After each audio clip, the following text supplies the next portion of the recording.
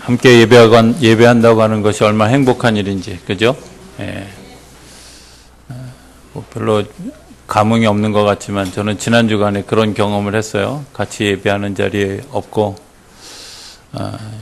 8시간 뒤늦게 예배 드리고 나서 이렇게 느꼈던 그런 그 작은 아픔들이 지난 한 주간 동안 있었습니다. 다시 뵙게 돼서 반갑고 하나님의 기쁨이 우리 안에 있음을 다시 한번 확인한 시간이 되어졌다고 생각이 되어집니다.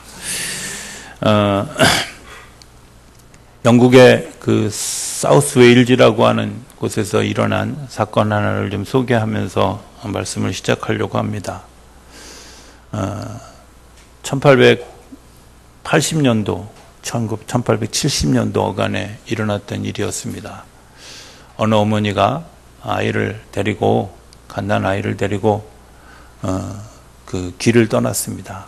그리고 그 길을 가다가 눈보라를 만나고 길을 잃어버리고 그곳에서 이제 혹독한 그런 그 밤을 지나게 되어졌습니다. 아이를 안고 지나가다가 이제 그 아이를 위해서 당신이 입고 있던 옷을 하나하나 다 벗어서 그 아이의 이제 체온을 유지시켜 주기 위해서 그 어머니가 그 아이의 옷을 다 이제 당신의 옷을 다 벗어서 아이에게 입혀주고 결국 그 어머니는 그 다음날 아침 벌거벗은 채 동사한 시신으로 발견이 되어졌습니다. 그런데 그 어머니의 옷을 입은 그 아이는 그 혹독한 추위 가운데 살아남았고 구하원에 또 양부의 손에서 자란 이제 그 자녀, 그 양부의 입술을 통해서 들려준 이야기 하나를 그 자녀가 기억합니다. 너희 어머니가 이렇게 돌아가셨다고 하는, 너희 어머니가 이렇게 너를 감싸 주었다고 하는 그 사실. 일생을 고아로 살았지만 자기가 기억했던 그 어머니의 모습을 가지고 살았던 그 자녀는 1916년도 제1차 대전을 승리로 이끌었던 로이드 조지라고 하는 영국의 수상으로 성장하게 되었습니다. 수상이 된 후에 인터뷰에서 그가 이렇게 이야기합니다. 나는 어머니의 그 사랑을 한 번도 잊어본 적이 없습니다. 나는 한 번도 그것을 내 기억 밖에 버려둔 적이 없었습니다. 라는 고백입니다. 그 이야기를 들으면서 이런 생각을 해봤습니다. 나는 무엇을 기억하고 있는가 하는 겁니다. 내가 기억하려고 하는 것이 무엇일까? 공자의 말에 의하면 우리가 억울하고 분노하는 일들은 강물에다 새기고 감사한 일은 바위에 새겨야 된다라고 하는 이야기를 하는데, 때로는 우리가 정말 새기지 말아야 될 것들을 바위에 혹은 가슴 한편에 새기고 정말 기억하고 힘이 될 만한 일들은 강물에 새기는 반대의 모습을 가지고 있는 건 아닐까, 이런 생각을 말씀을 묵상하면서 하게 되어졌습니다. 가정교육백서라고 하는 책이 있습니다. 이 책에 보면 자녀 교육을 하는 부모가 가져야 될 2가지 중요한 이야기를 이렇게 얘기합니다. I still love you, I still trust you. 이렇게 2가지면 된다는 겁니다. 나는 여전히 너를 사랑하고 있고 나는 여전히 너를 신뢰하고 있다. 자녀가 어떤 상황 가운데 있을지라도 내가 너를 사랑하고 있다는 사실을 네가 기억했으면 좋겠다. 자녀들이 어떤 상황 가운데 어떤 모습 가운데 있을지라도 내가 여전히 너를 신뢰한다고 하는 그 마디는 사람의 삶을 변화시키는, 그리고 사람이 새롭게 서게 하는 그런 충분한 기폭제가 되어지는 줄로 믿습니다. 가장 불행한 것이 뭘까? 어쩌면 그것은 믿지 못하는 거라고 생각이 되어집니다. 오늘 우리가 살아가는 사회는 사실은 믿을 수 없는 그런 삶의 자리를 살아가고 있죠. 중국의 잠언과 같은 여시춘추라고 하는 책이 있습니다. 잠언 한 126권에 해당하는 굉장히 커다란 방대한 양의 책인데 그 이야기 가운데 이런 이야기가 있습니다. 어느 나무꾼이 자기 집에 도끼를 잃어버렸습니다. 그 도끼를 잃어버린 것 때문에 옆집에 있는 종을 보니까 그 종이 의심을 가지고 그를 쳐다보니까 계속해서 의심이 갈 만한 그런 그 얼굴을 하고 행동을 하고 그리고 자기하고 눈을 마주치지 못하고 하는 것들을 보게 됩니다. 마음속에 저 친구가 내 도끼를 훔쳐간 그 사람이려니 하고 생각하고 있다가 어느 날 산에 올라갔다 잃어버린 자기의 도끼를 발견하게 되었습니다. 그리고 돌아와서 내려와서 다시 그 친구를 보니까 그렇게 성실하고 그렇게 정직하고 그렇게 올바른 사람으로 보여지더라는 겁니다. 사람의 문제가 아니라 사실은 나의 기억의 문제가 아닐까. 신뢰라고 하는 것이 무엇일까? 내가 믿으면 믿어지는 겁니다. 내가 믿을 수 있다면 믿어지는 겁니다. 오늘 이 시대를 살아가는 사람들에게 있어서 가장 중요한 그런 그 캐릭터가 뭘까 생각해 보면 그 사람을 얼마나 신뢰할 수 있는 사람인가 이런 거죠. 그죠? 신용 정보, 신용 등급 이런 것들이 어쩌면 우리 삶을 좌지우지하는 굉장히 중요한 포인트가 될 거라고 생각이 되어집니다. 하나님 오늘 우리에게 이야기하는 아주 중요한 것 하나가 있습니다. 그것은 너희가 믿음을 가진 사람들, 신용이 있는 사람들이 되라 하는, 그러기 위해서 너희들이 기억해야 될 것이 있다. 오늘 성경에는 안식일을 기억하고 또 이스라엘의 3대 절기를 기억하라고 하는 이야기가 이 34장 전체에 나옵니다. 그럼 왜 이런 것들을 기억하라고 했을까? 그 기억하라고 하면서 하나님이 아주 강조한 이야기가 14절에 나오는데 14절에는 내가 질투하는 하나님이다. 질투하는 하나님이다. 이렇게 얘기합니다. 질투라는 말이 부정적으로 사용되어지기도 하지만 히브리어 칸나라고 되어져 있는 이 히브리어는 내가 너를 너무 사랑하기 때문에 다른 사람의 너의 관심이 다른 사람에게 있는 것을 내가 용납하지 못하겠다고 하는 또 하나 다른 측면을 생각해 보면 너희가 내 안에 있을 때 비로소 행복하기 때문에 나는 너의 행복을 빼앗기는 일들을 원하지 않아 라고 이야기하는 그런 그 질투입니다. 우리가 하나님 안에 있을 때 우리가 행복해지는 줄로 믿습니다. 하나님이 우리에게 하시는 질투는 당신 스스로를 위한 질투가 아니라 나를 행복하게 하기 위한, 나를 복되게 하기 위한 그런 질투라고 하는 겁니다. 우리가 이제 교회 절기, 전통의 절기를 따라서 여러 절기를 지킵니다. 성탄절을 지키고요, 부활절을 지키게 되고 맥주감사절과 추수감사절 절기를 지킵니다. 이거 왜 이런 거 이렇게 중요할까? 뭐 그렇게 의미가 있는 걸까요? 이렇게 생각하는 사람들이 있죠. 이런 생각을 해봤습니다. 이제 설이 되면 자녀들에게 세배를 가르치죠. 그죠? 아이가 조금 걸을 때쯤 되면 억지로 세배를 가르칩니다. 세배를 가르치는 이유가 뭘까요? 그 아이들이 무슨 의미를 알까? 생각해 보면 제가 그 세배의 의미를 아는데 아이를 둘 낳고 난 다음에 세배라는 게 이런 거구나 하는 것을 알게 되었다고 생각해 보면 사실은 그 전까지는 억지로 세배를 했던 것 같이 생각이 되어집니다.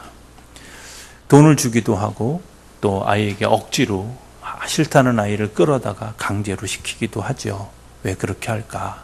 그것은 그 속에 담겨진 굉장히 중요한 의미가 있다는 거죠. 어른을 공경하는 의미도 있고 사랑하는 것을 가르치는 것도 있고 그리고 또 하나는 그 안에서 가족이라고 하는 커다란 공동체가 신뢰로 형성되어지고 서로의 안부를 묻고 또 귀하게 여기는 그런 일들이 그 안에 있습니다. 어쩌면 너희가 설이라고 하는 것을 기억해라. 새롭게 시작한다는 것을 기억해라. 새롭게 소망을 가지는 것을 기억해라. 아마 이런 것들이 아니겠습니까? 어쩌면 우리가 절기를 지키는 것도 저는 마찬가지라고 생각이 되어집니다. 왜 성탄절을 우리가 기억하게 되고, 왜 우리가 부활절을 기억해야 되고, 왜 우리가 맥주감사절과 추수감사절을 기억해야 되는, 많은 안티그리스도인들이 얘기하는 것처럼 헌금을 걷기 위한 수단? 저는 그런 거 아니라고 생각합니다. 하나님께서 우리에게 찾아와 주신 성탄의 의미는 저는 굉장히 중요한 의미가 있다고 생각이 되어집니다. 종종 이런 질문을 받습니다. 어떤 질문? 정말 내가 하나님을 사랑하기 때문에 그 하나님을 사랑하는 그 마음을 가지고 내가 정말 아프리카나 저 우지의 선교지로 갈 수 있는가? 이렇게 물을 때 한 번쯤 내가 정말 그럴 수 있을까라는 질문을 스스로에게 해보곤 합니다. 어쩌면 예수님이 이 땅에 오셨다는 것은 선교지보다 더 험한 곳에 오셨습니다. 하늘나라가 좋겠습니까? 아니면 이 땅이 좋겠습니까? 신이 좋을까요? 아니면 인간이 좋을까요? 어쩌면 예수님은 당신의 신이라고 하는 위치를 버리시고 인간의 몸을 입었고 온갖 위험과 또 비난과 시기와 질투 이런 것들이 있음에도 불구하고 인간의 삶을 살았습니다.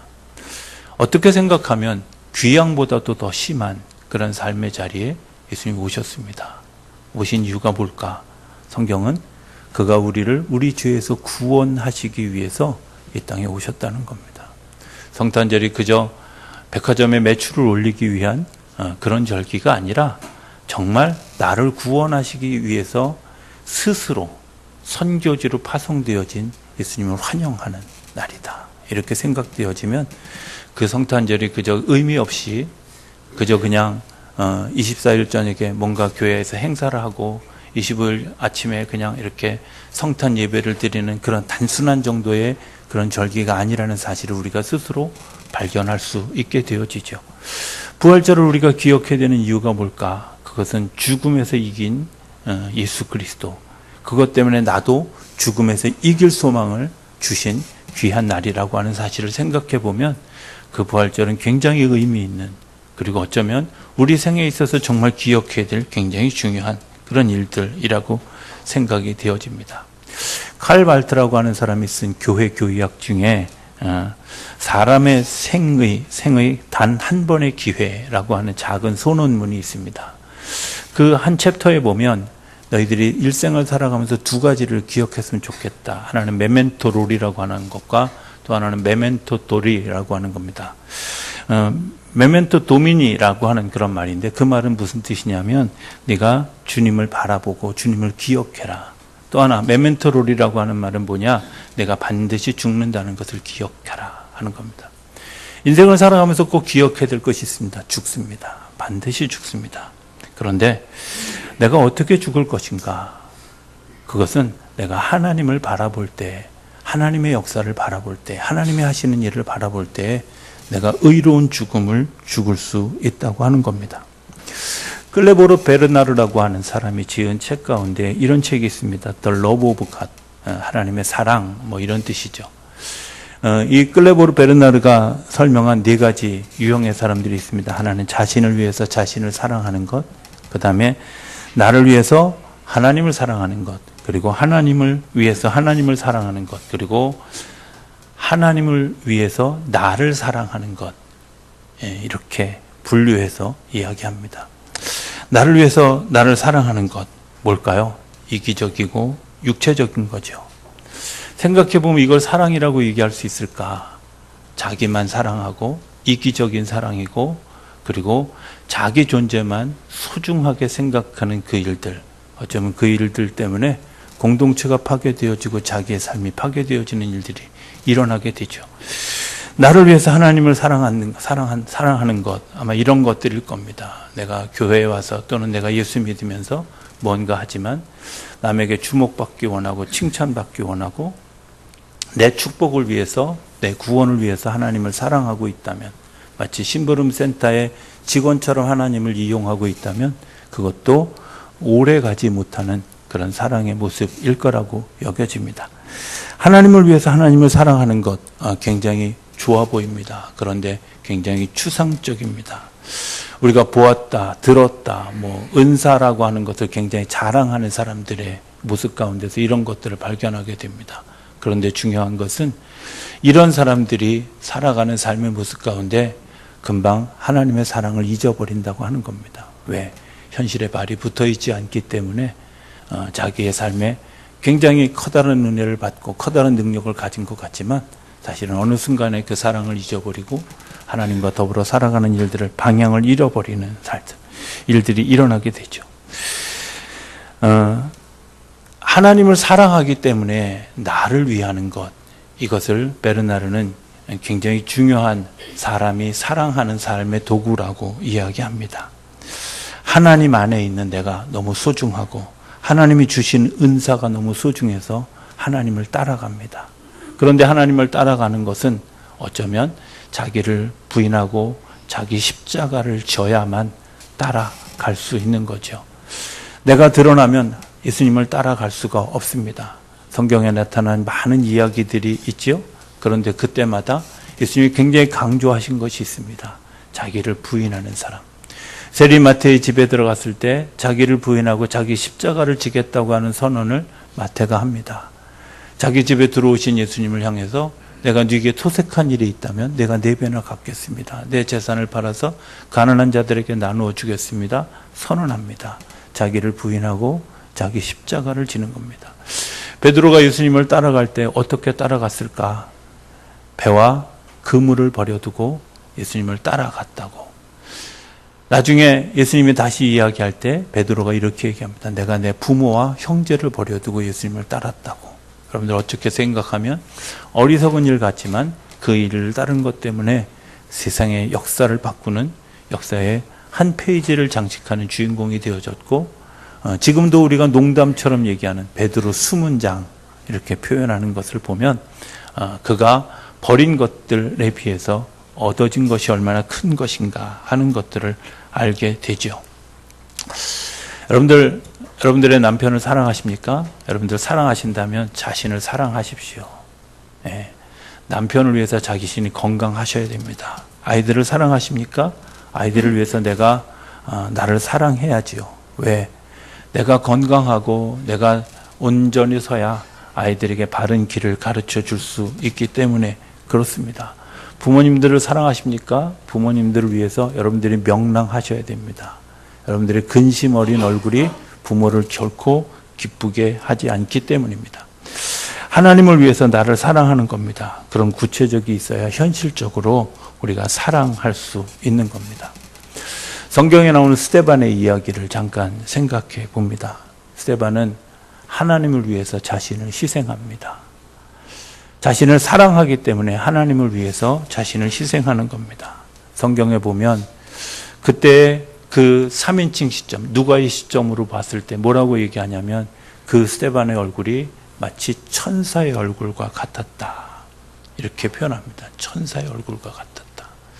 천사의 얼굴이 뭘까 하는 것들을 생각해 봤습니다. 잘생긴 얼굴, 멋지게 생긴 얼굴, 이렇게 외국에 나가보면 가끔 제가 이제까지 막 늘 일상에서 경험하지 못했던 아주 멋있는 남자, 아주 멋있는 여자들을 이렇게 발견하게 되죠. 야, 참 멋있다. 이렇게 생각하게. 그런데 그것을 천사의 얼굴이라고 얘기를 하지 않습니다. 어쩌면 밝은 얼굴, 어두운 얼굴, 이런 것들 아니겠습니까? 그 얼굴에서 광채가 난다. 그 얼굴에서 정말 너무 밝아서 내가 눈이 부셔서 쳐다볼 수 없다. 이것은 밝음을 이야기하는 거라고 생각이 되어집니다. 스데반의 얼굴이 죽어가는 그 상황 가운데서도 굉장히 밝은 얼굴을 했습니다. 저는 그 스데반의 죽음이 죽음으로 끝나지 않았다고 생각합니다. 어떤 분이 제가 레크레이션 예전에 지도할 레크레이션 할 때 이런 질문을 했습니다. 여러분들 사울의 스승이 누구일까요? 넌센스입니다. 이렇게 물어봅니다. 그럼 뭐라고 대답할까요? 예, 가마리엘입니다. 네, 땡 틀렸습니다. 누군지 아세요? 예, 사울의 평생 스승은 스데반입니다. 바울 신학은 사도행전 7장을 넘어가지 않습니다. 사도행전 7장에 행한 스데반의 설교가 바울 신학의 전부입니다. 내가 죽었으나 살아나게 될 것이다. 내가 당신들을 사랑하기 때문에 내가 당신들이 던지는 돌에 맞겠습니다. 이게 스데반이 했던 아주 긴 사도행전 7장의 스데반의 설교입니다. 그런데 바울 신학을 공부해 보면 바울 신학은 그 범주를 벗어나지 않습니다. 뒤에 나타난 로마서 이후의 모든 성경 썼던 바울 서신의 이야기는 사실은 사도행전 7장 안에 다 들어가 있습니다. 어떻게 그것을 감명 깊게 받아들였을까? 기도하고 용서하면서 밝은 얼굴로 죽었습니다. 그리고 그것들을 생각하면서 자신의 길을 사도 바울이 걸어가는 겁니다. 사울의 변에서 바울이 되어지고 한평생 복음을 전하고 순교해서 하나님의 나라에서 만날 그 영원한 친구로 행복하게 살아가기를 기도했다고 생각이 되어집니다. 아마 스데반이 죽으면서 이런 이야기를 하지 않았을까요? 내가 오늘 당신의 손에 죽지만 언젠가 하나님의 나라에서 영원한 친구로 살아갈 것을 믿습니다. 아마 이렇게 얘기하지 않았을까 이런 생각을 합니다. 어젠가요? 그저께 이렇게 점심 먹으러 들어갔다가 텔레비전에서 이렇게 그 CBS에서 방송하는 한 목사님의 요즘 유명한, 제가 목사님 이름을 잊어버렸어요. 제가 이쁜 여자는 기억하는데 좀 덜 이쁜 여자는 안 기억하는 버릇이 있어서, 요즘 유명한 여자 목사님이신데 그분이 이제 여러 토크를 하면서 이런 이야기를 했습니다. 자기는 그 택시를 탈 일이 많이 있는데 택시 탄 분들하고 만나서 이야기를 할 때마다 많은 걸 느낀다는 거야. 아주 작은 일에 교회에서 실망해서, 예를 들면 어떤 사람은 이런 경우죠. 내가 자동차를 타고 저기 교회에 어렸을 때 나갔는데 새로 산 신발을 잊어버렸다고. 남이 신발을 신고 간 거죠. 그죠? 그것 때문에 교회는 다 도둑놈만 모이는 곳이라 나는 교회 안 나간다고. 상처받았다 이거죠. 그래서 그 목사님이 5만 원을 봉투에 넣어서 주면서 이렇게 이야기했다는 겁니다. 그때 그 잊어버렸던 신발 이걸로 다시 사시라고.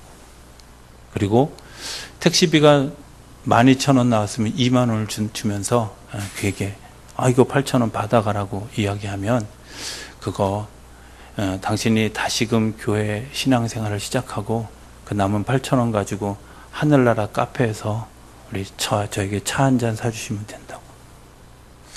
전 그 말에 굉장히 가슴이 와닿았습니다. 하늘나라 카페에서 차 한 잔 사주시면 된다고 하는 말.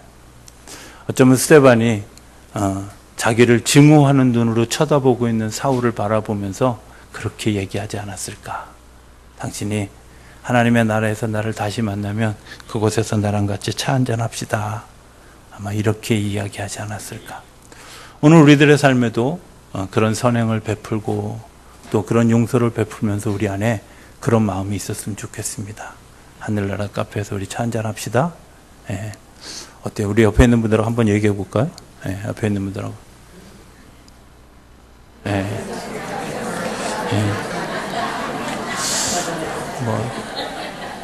별로 쑥스러워 하시는 것 같은데.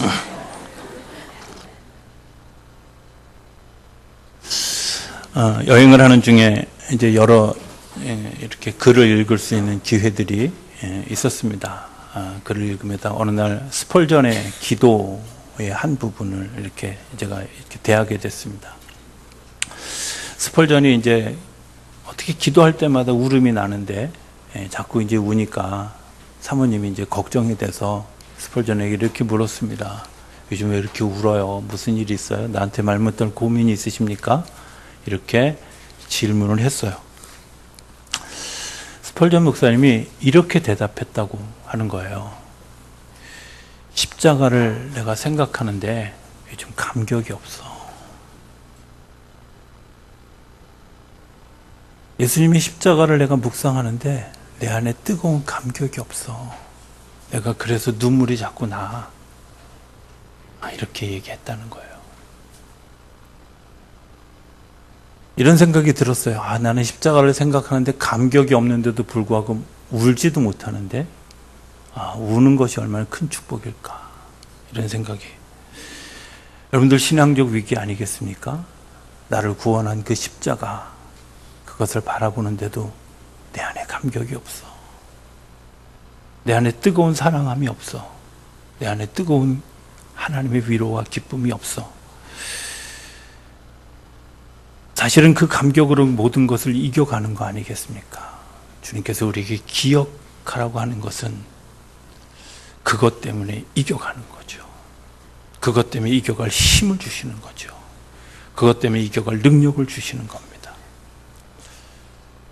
이런 생각을 하게 됩니다. 여러분들, 이 세상에서 내가 죄를 짓지 않으려고 애쓰는 사람은 죄를 안 지을 수는 있지만, 아니 그럼에도 불구하고 짓습니다. 그러나 어떤 사람이 죄된 세상을 이기냐면, 내가 하나님 앞에서 예배하기를 즐겨하고 하나님의 사랑을 기억하고 하나님의 신뢰를 기억하는 사람은 죄를 짓지 않을 힘을 가지게 됩니다. 그리고 세상을 바꿀 힘을 가지게 됩니다. 주님께서 안식일을 기억하고 너희들의 그 3대 절기를 기억하고 너희들에게 하나님이 하신 일, 하나님의 사랑을 기억하라고 하는 말은 우리가 무기력하게 죄에서 넘어지지 않도록, 우리가 죄된 세상에서 시험 들지 않도록, 우리가 죄된 세상에서 방황하지 않도록 하나님이 우리에게 주시는 힘을 경험하는 시간이 되어지라는 겁니다. 예배의 시간 별 의미 없는 것 같은 생각이 드십니까? 여러분들, 이미 하나님께서 우리 스스로를 다시 일으켜 세우고 죄와 더불어서 싸울 때 이기는 능력을 주시는 줄로 믿습니다. 내가 기도하는 시간 별 의미 없는 시간인 것 같고, 때로는 교회 와서 그냥 잠들어서 스스로 내가 입신했나 보다 이렇게 자기를 위로하면서 스스로 대하는 그런 일들이 있을지라도 하나님이 우리 한 사람 한 사람을 강하게 세우시는 일들이 일어나는 시간인 줄로 믿습니다. 예배하는 시간, 내가 절기를 지키는 시간, 내가 하나님의 역사를 기억하고 하나님의 사랑을 기억하는 일들은 세상을 이길, 내가 시험을 이길, 그리고 나를 괴롭히고 있는 죄된 것을 이길 힘을 주시는 역사인 줄로 믿습니다. 저는 이렇게 설교를 마무리 지면서 이렇게 질문해 봅니다. 어떻게 살고 있는가? 어떻게 살고 있는가? 그리고 어떻게 죽고 싶은가? 라는 질문을 하게 되었습니다. 잘 살아야 됩니다. 그죠? 예. 잘 사는 것이 뭘까? 잘 죽기도 해야 됩니다. 어쩌면 내가 정말 일생을 살아갔는데 내가 죽음에서 실패한다면 그 사람은 실패한 사람입니다. 내가 평생 실패만 했을지라도 내가 죽음의 자리에서 승리할 수 있다면 그 사람은 성공한 사람입니다. 여러분들은 어떤 삶을 살아가고 있습니까? 그리고 어떻게, 어떤 모습으로 하나님 앞에 갈 수 있기를 원하십니까? 스데반의 이야기를 묵상하면서 그런 생각이 들었습니다. 하나님을 너무 사랑하기 때문에 자신을 버릴 수 있었던 그 사람.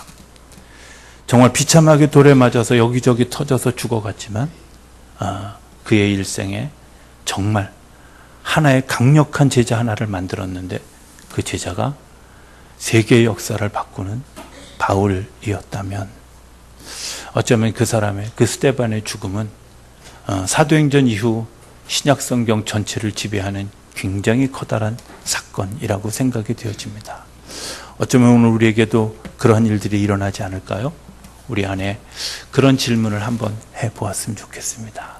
하나님이 나를 사랑하시는 기억, 하나님이 나를 축복하시는 기억, 나를 기억해 주시고 나를 여전히 신뢰해 주시는 그 하나님을 내가 믿기 때문에, 내가 신뢰하기 때문에, 사랑하기 때문에 온전히 그것 때문에 내가 어떤 때라도 나를 건강하게 세워가고 내가 건강하게 죽어가고 건강한 삶을 살아갈 수 있는 삶의 결단이 우리 안에 있다면 우리는 하나님의 사람이라고 불리기에 조금도 부족함이 없는 사람들이 되어질 줄로 믿습니다.